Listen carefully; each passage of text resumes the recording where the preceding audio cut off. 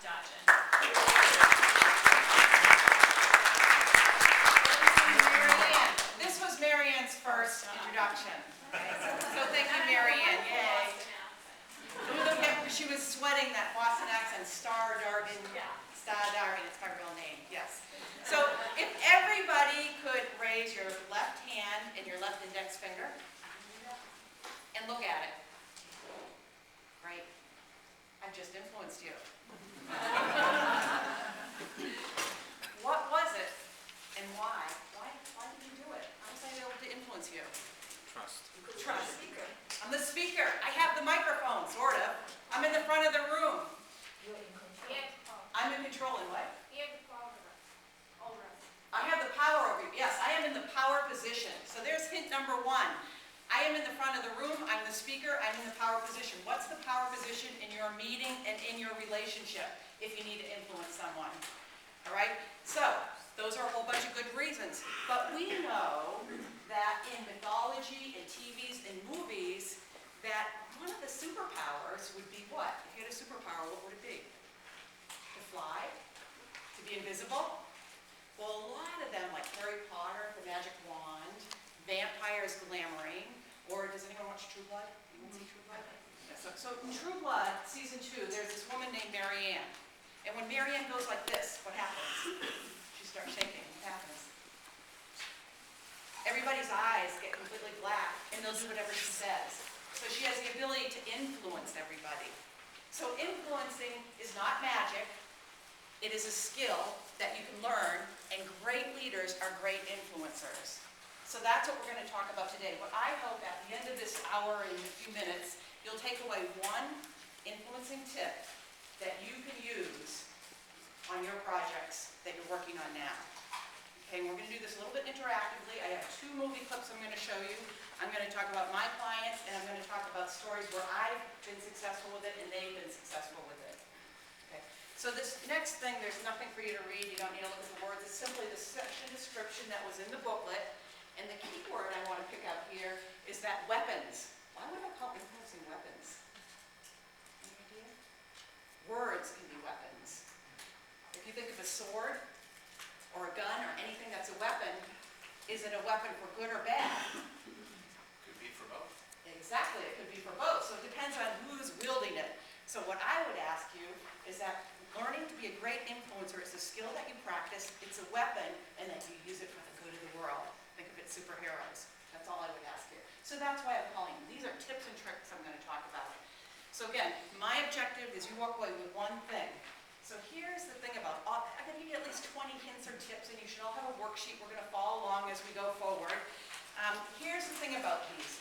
Me, I started out as the quietest, shyest girl that you would ever know. I did not speak until spoken to, until I was 11 years old. Okay, that's how quiet I was. My first career, I was a software engineer. Why? Because software engineers can just sit in their cubicles and not talk to anybody. You don't have to talk to anybody, right. So it took me a long time to learn how to, my communication is not natural, it's learned. My influencing skills, which I'm not an expert at, are learned. So I don't claim to be an influencing expert. What I do claim to be an expert at is learning, trying, practicing, and helping my clients be a great influencer. And I'll tell you some stories where they got $5 million, their ideas were accepted by this big company. So I'll give you some examples. I can teach it, and I can observe the patterns and help other people. All right? So that's where we're going to go with this. So here's the biggest challenge. I'm going to start out with the biggest challenge of influencing. Any guesses? All right. Go ahead, back there. Confidence, absolutely. That's a lot of it. So in the United States business, if you've ever done any training, has anyone ever done training on how to do business with the United States? What's the number 1 trait in the culture for U.S. business that we have? Number 1. And U.S. is number 1. Any ideas? Ego. Ego. That's good. Well, let's go a step further with that. Actually, it's related. That's a good answer.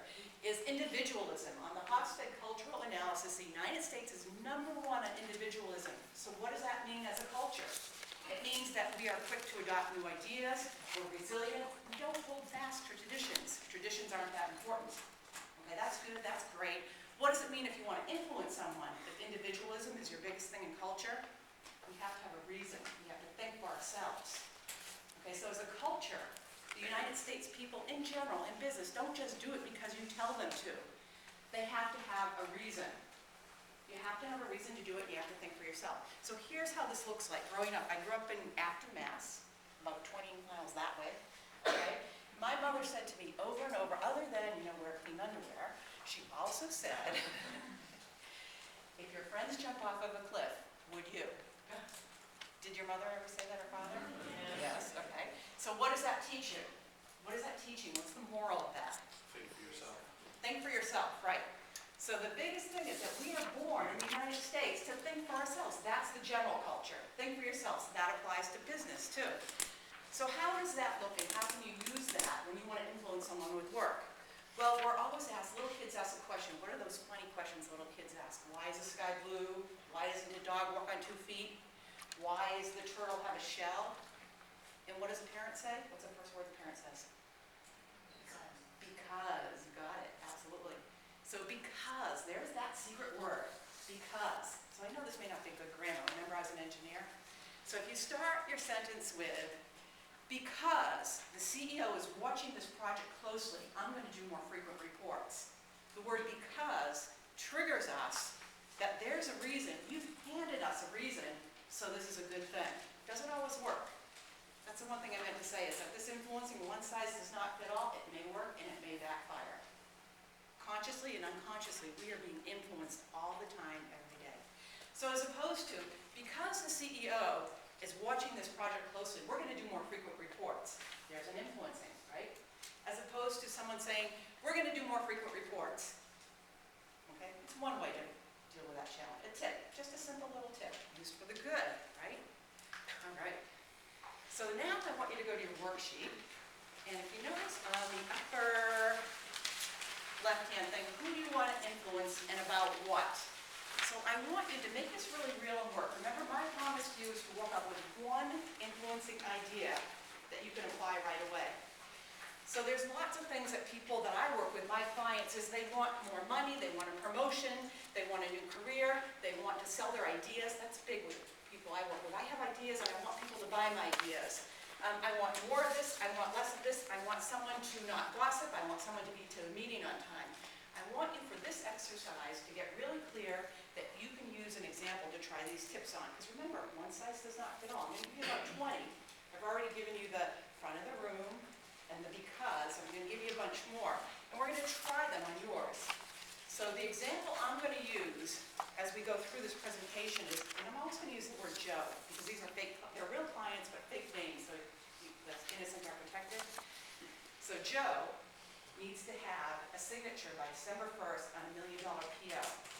That's the influencing that I'm going to use as the example throughout these tips and techniques, okay? So I want you to, maybe in groups of 2 or 3, just for 1 minute, shake the pen, say, hi. We'll do this way. Hi, Scott. I'm Star. I want to influence Joe to sign a purchase order for $1 million by December 21st. What do you want to introduce? Influence someone on.